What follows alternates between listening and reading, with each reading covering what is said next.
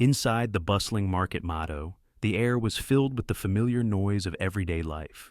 Refrigerators humming, shopping carts squeaking, and snippets of conversation weaving through the aisles. In the midst of it all stood Mateo, a young Latino employee stationed at the register, trying his best to maintain a steady pace despite the growing lines and impatient customers. His uniform, a navy blue polo shirt with the store's logo, clung to him as the day grew warmer and beads of sweat formed at his brow. It was just another day. At least, that's how it seemed. But for Mateo, this job wasn't just about ringing up groceries. It was a way to support himself and prove he could handle the challenges thrown his way. He faced those challenges with a practiced smile, no matter how difficult the day became. But today would be different. As the lines grew longer, so did the impatience of the shoppers. That's when she walked in, Kara Doyle, a woman whose presence seemed to demand attention. Her steps echoed with a certain authority, as if she owned the very ground she walked on.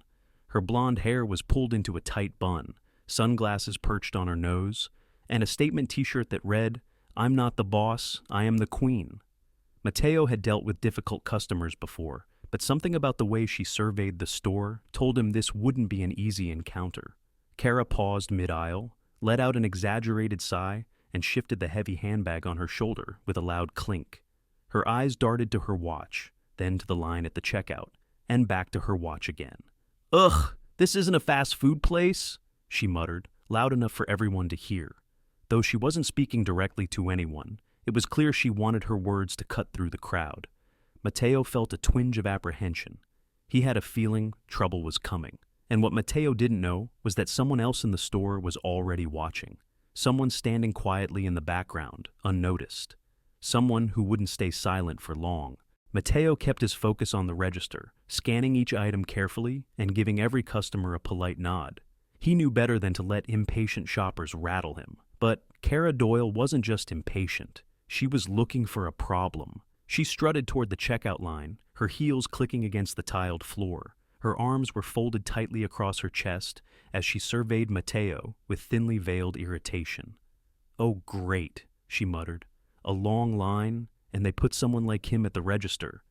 Mateo's fingers hesitated over the scanner for just a second. He had heard that tone before, the one dripping with entitlement, the one that implied so much with so few words. Taking a deep breath, he continued working, refusing to react. The other customers in line shifted uncomfortably, some pretending not to hear. Others glanced at Kara, recognizing the arrogance in her voice. But someone else heard her too. From the other side of the store, a man had paused mid-aisle. He had been browsing quietly, keeping to himself. But when he caught the sharp edge of Kara's voice, his attention snapped toward the register. Keanu Reeves. He had been on his way out, a small basket of groceries in hand. But now he stopped completely, watching the exchange with sharp, focused eyes. Back at the checkout, Kara tapped her nails impatiently on the counter as she dumped a dozen expensive organic items onto the belt. Then she turned her full attention to Mateo. "I don't have all day," she said sharply. "Can you understand that?" Mateo's grip tightened on the barcode scanner. "Yes, ma'am," he said politely, keeping his voice steady. Kara laughed dryly. "Oh, you do speak English. That's good to know." A few people in line sucked in their breath. The tension was thick now. Mateo felt the heat rise in his face, but he refused to show it. He had worked here long enough to know that reacting to people like this only made things worse. But before he could respond, another voice cut through the store, a calm, steady voice. "I think he understands a lot more than you do." Mateo looked up, and so did everyone else, because standing just a few feet away, stepping toward the counter with effortless authority, was Keanu Reeves. The store fell into a stunned silence.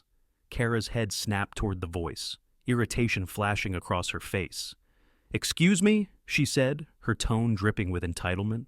But the moment her gaze landed on Keanu Reeves, the irritation flickered, just for a second. Keanu stood there calmly, dressed casually in a black jacket and jeans. But it wasn't his appearance that commanded attention. It was the way he carried himself, composed, steady, and completely unimpressed by what he had just witnessed. Mateo, still gripping the scanner, couldn't believe what was happening. Keanu Reeves had just defended him, and now everyone was watching. Kara blinked rapidly, processing what had just happened. "I don't see how this is any of your business," she said, shifting uncomfortably but trying to hold on to her attitude. Keanu tilted his head slightly, his expression unreadable. "I was standing over there, minding my own business," he said, gesturing toward the aisle, "until you made it my business." A few nearby customers exchanged looks. Someone let out a soft chuckle. Kara huffed, rolling her eyes. "I was just trying to get my groceries paid for quickly. I didn't say anything wrong." Keanu raised an eyebrow. "You sure about that?" Kara's lips pressed together tightly. "Oh, come on," she scoffed. "I was just making a joke. Can't people take a joke anymore?" Keanu's expression didn't change. He wasn't buying it. "Funny," he said, his voice cool but sharp. "I didn't hear anyone laughing." Mateo's chest tightened. No one had ever stood up for him like this before. Kara, sensing that she was losing control of the moment, let out a sharp laugh. "Oh, wow. I didn't realize I'd get lectured by Hollywood royalty today." Keanu shrugged. "Didn't realize I'd have to step in and remind someone how to treat others with respect." The customers in line were now fully invested. Some nodded in agreement, while others murmured under their breath. Kara, now visibly flustered, picked up her designer handbag and crossed her arms. "Look, I didn't come here for a debate. I just want to get my groceries and go." Keanu nodded. "Then let the man do his job." Kara opened her mouth to argue, but no words came out, because for the first time since she walked into the store, she had nothing left to say. Kara stood there, her usual air of superiority slipping. The weight of the moment, the whispers around her, the silent judgment of the other customers, and Keanu's calm but firm presence had done something she wasn't used to. It had shut her up. She scoffed, shifting uncomfortably under the weight of the attention. "Whatever," she muttered, waving a dismissive hand. "Let's just get this over with." But Keanu wasn't done yet. He turned back to Mateo, who was still gripping the barcode scanner like a lifeline. The young cashier looked stunned, overwhelmed, but also seen. Keanu offered him a reassuring nod. "Take your time," he said, loud enough for Kara to hear. "Good service is about care, not speed." Mateo swallowed the lump in his throat, his fingers finally moving again as he scanned Kara's items. He focused on his breathing, trying to push away the embarrassment that had settled in his chest just minutes ago. Kara, still clearly rattled, tapped her foot impatiently, but she didn't say another word. The other customers in line, they weren't even pretending to look away anymore. Some had their phones out, not recording, just texting, probably about what had just happened. One older woman behind Kara leaned forward slightly and muttered, "Karma is real." Mateo had to bite his cheek to keep from smiling. Kara snatched her receipt the second it printed, shoving it into her expensive purse without a second glance. She grabbed her bags too forcefully, nearly knocking over a small display of gum and candy at the checkout. Keanu didn't move, didn't smirk, didn't gloat. He simply watched. Kara could feel his eyes on her as she turned sharply and stormed toward the exit, her heels clicking aggressively against the tiled floor. And with that, she was gone. The moment she disappeared through the sliding doors, the tension that had wrapped around the store finally broke. A slow applause started from somewhere in the line. Mateo blinked in surprise. Then another clap, and another. And then, the whole line was clapping. Keanu simply smiled, turning back to Mateo. "See?" he said, his tone light. "You're doing great." Mateo let out a breath he hadn't realized he was holding. For the first time that night, he believed it. As the applause settled, Mateo felt something shift. For so long, he had learned to brush off the rude comments, the dismissive glances, the impatience of customers who saw him as nothing more than an obstacle in their day. But tonight, someone had stood up for him. And not just anyone, Keanu Reeves. Mateo, still feeling a little overwhelmed, swallowed hard and managed a small smile. "Thank you," he said quietly, his voice steady but filled with emotion.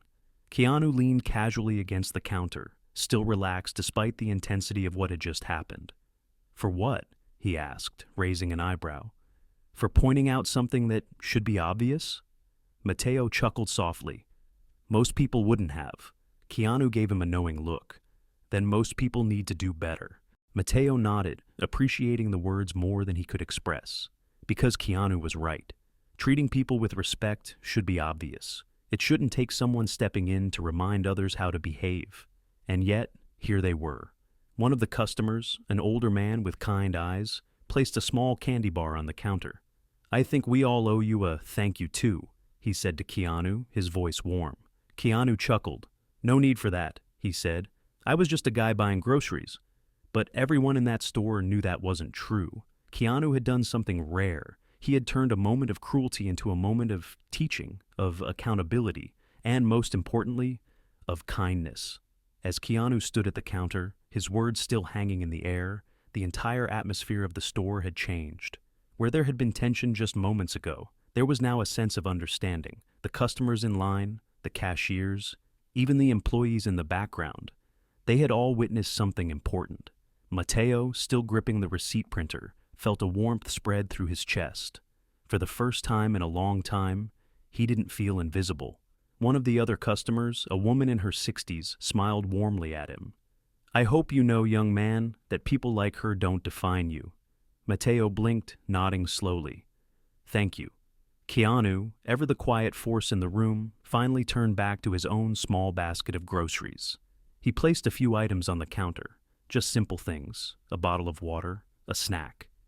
"Think you can ring me up?" he asked Mateo with a playful smirk. Mateo laughed under his breath. "I'll try my best." As he scanned the items, his hands no longer shook. He wasn't rushing to finish. He wasn't worried about being too slow, too much of a burden. Because for once, someone had reminded him that he mattered. When Keanu swiped his card, Mateo handed him the receipt with a newfound confidence. "Have a great night, sir." Keanu took the receipt and grinned. "You too, my friend." Then, as he turned to leave, he paused. "You're good at what you do, Mateo," Keanu said, his voice calm but steady. "Don't ever let someone make you feel otherwise." Mateo felt a lump form in his throat. Because this wasn't just about one bad customer. This was about all the times people had made him feel small. And now, he finally felt seen. Keanu grabbed his small bag of groceries and gave Mateo a final nod before walking toward the exit. The moment he stepped through the sliding glass doors, the store felt different. Not in a loud, dramatic way, but in the subtle way that moments like these change people. Mateo exhaled slowly, still processing everything that had just happened. The weight of the encounter, the way Keanu had effortlessly shifted the balance, not through anger, not through confrontation, but through grace. One by one, the customers who had witnessed the exchange made their own small efforts. A man in line patted Mateo's shoulder as he stepped forward with his groceries. "You handled yourself well, kid." A woman with her teenage daughter smiled warmly. "People notice how hard you work, even if they don't always say it." Mateo wasn't used to this. He had been working at the store for over a year, and most days, people barely even acknowledged him. But tonight, because of one person standing up, everything had shifted. Meanwhile, outside the store, a few younger employees peeked through the window, watching Keanu walk toward his car. "Did that really just happen?" one of them whispered. "Dude, I recorded part of it," another admitted, holding up his phone. Mateo didn't know it yet, but within hours that recording would be making its way onto social media. And soon, the whole world would be talking about it.